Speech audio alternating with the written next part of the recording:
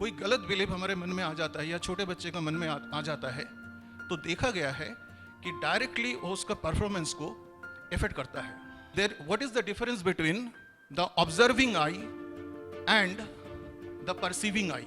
जो observing eye है that is strong and the perceiving eye that is week.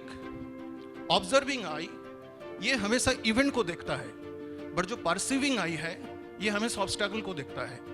आप अगर कोई भी शहर में जाएंगे और अगर आपके पास 50 साल पुराना मैप हो तो डेफिनेटली आपको बहुत सारे प्लेसेस ढूंढने में दिक्कत होगा.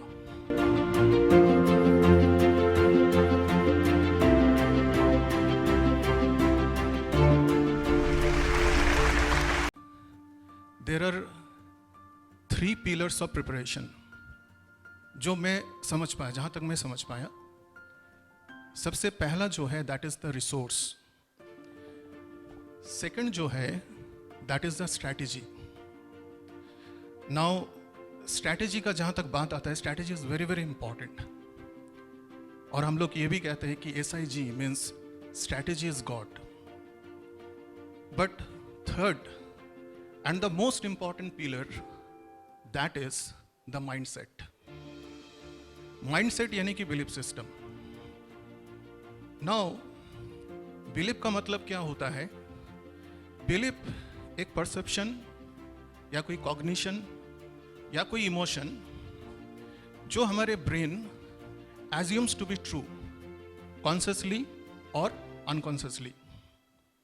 हमारे सबके मन में कुछ साइकोलॉजिकल मैप्स होता है, और ये जो साइकोलॉजिकल जो मैप्स है ये बचपन में डेवलप होता है हमारे मन में. एंड हम लोग उस मैप से हमारे चारों तरफ की जो दुनिया है उसको समझने का कोशिश करते हैं. कुछ मैप्स तो ठीक होता है, but so many psychological maps are not accurate.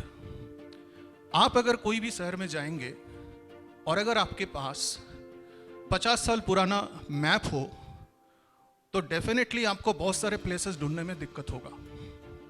और ये जो ओल्ड साइकोलॉजिकल मैप्स है, these are basically the limiting beliefs.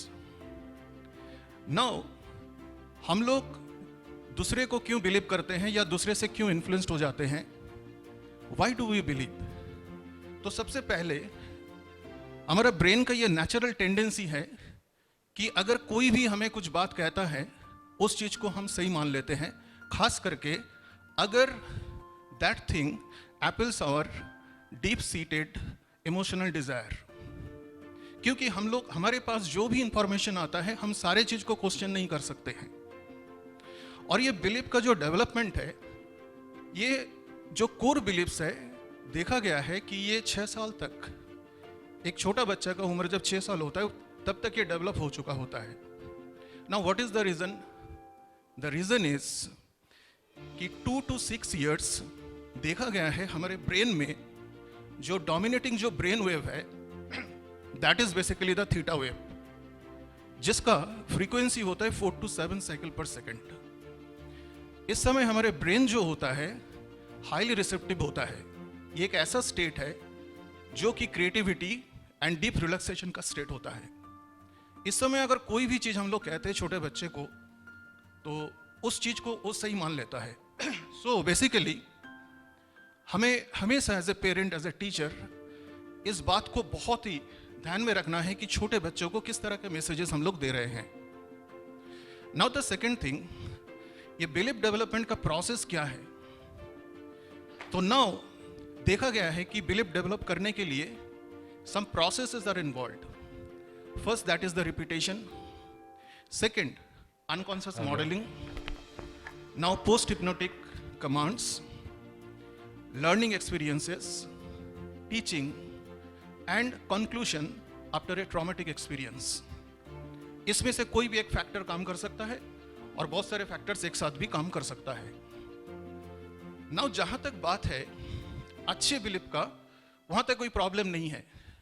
लेकिन अगर कोई गलत बिलीफ हमारे मन में आ जाता है या छोटे बच्चे का मन में आ जाता है तो देखा गया है कि डायरेक्टली वो उसका परफॉर्मेंस को इफेक्ट करता है.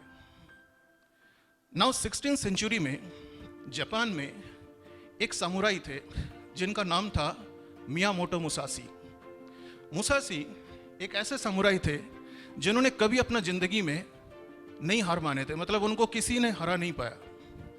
तो मुसाशी ने, उनके एक बुक है द बुक ऑफ 5 रिंग्स, उसमें उन्होंने लिखा कि what is the difference between the observing eye and the perceiving eye. तो उन्होंने ये लिखा, जो ऑब्जर्विंग आई है that is strong and the perceiving eye that is week.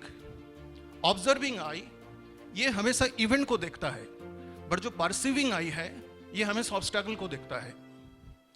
अगर हमारे मन में गलत बिलीफ है तो हम लोग जो रियल एंड इमेजिनरी फियर, इन दोनों के बीच में डिफरेंशिएट नहीं कर सकते हैं।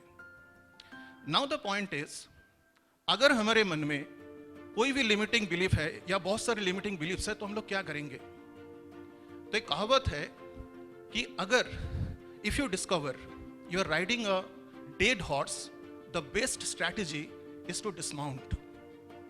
नाउ लिमिटिंग बिलीफ को इतने आसानी से हम लोग ट्रांसफॉर्म नहीं कर सकते हैं। क्यों? क्योंकि ये जो बिलीफ्स है ये directly associated with our limbic system of the brain, जो कि हमारे emotions and long term memory को कंट्रोल करता है। इसीलिए हमें एक प्रॉपर स्ट्रैटेजी चाहिए। तो आज मैं आप लोगों को स्ट्रैटेजी देने जा रहा हूं। तो सबसे पहले अगर आप गौर से देखेंगे कि कोई अगर लिमिटिंग बिलीफ है तो ये हमेशा एक कॉज एंड इफेक्ट ये स्टेटमेंट के तरह होता है। सपोज अगर मेरे पास पैसा नहीं है तो मैं बिजनेस बिल्डअप नहीं कर सकता।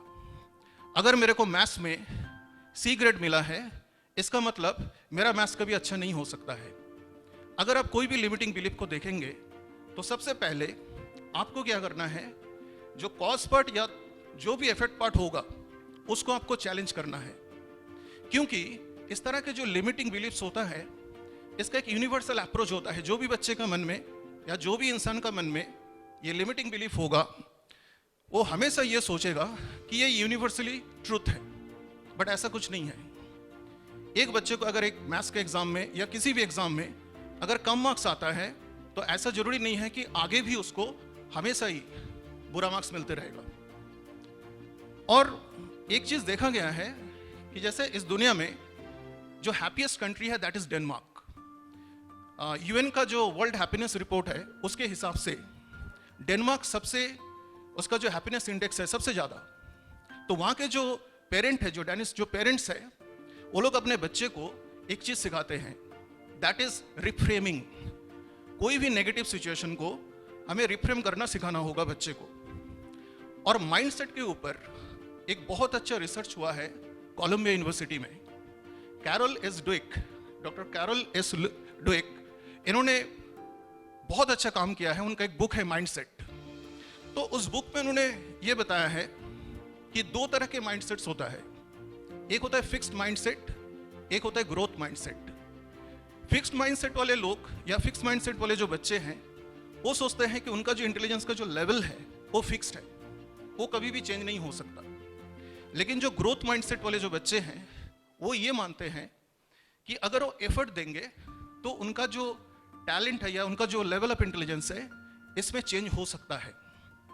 एंड बाद में ये प्रूव हुआ है कि टैलेंट से अचीवमेंट ये जो जर्नी है इसके लिए एक फॉर्मूला निकाला गया, that is what talent into effort that is equal to skill, and again skill into effort that is equal to achievement. यानी कि एफर्ट 2 बार आता है इस फॉर्मूला में। तो ऐसा बिल्कुल मानना नहीं है कि कोई भी बच्चे का जो टैलेंट है वो बिल्कुल फिक्स्ड है। नाउ द पॉइंट इज कि आज 2 बिलीफ्स के बारे में मैं यहां पर कहना चाहूंगा कि सबसे जो एक पुराना बिलीफ था ये माना जाता था कि hard work, success and then happiness. लेकिन जो नया बिलीफ है वो ये कहता है, रिसर्च में देखा गया कि happiness, hard work then success. And another thing last जो मेरे दिमाग में एक बहुत अच्छा श्लोक है जो कह के मैं अपना जो स्पीच है वो खत्म करूंगा। And that is very important about our belief system also. That is अमंत्रम अक्षरम नास्ति नास्ति मूलम न औषधम अयोग्यो पुरुषो नास्ति जोजक तत्र दुर्लभ। इसका मतलब यह होता है कि ऐसा कोई भी अक्षर नहीं होता है जिससे कोई मंत्र ना बने। ऐसा कोई भी प्लांट नहीं है जिसके अंदर कोई मेडिसिनल क्वालिटी ना हो। ऐसा कोई भी व्यक्ति नहीं है जिसका अंदर कोई टैलेंट ना हो। कमी खाली इस बात की है, उसको ढूंढना। Thank you very much.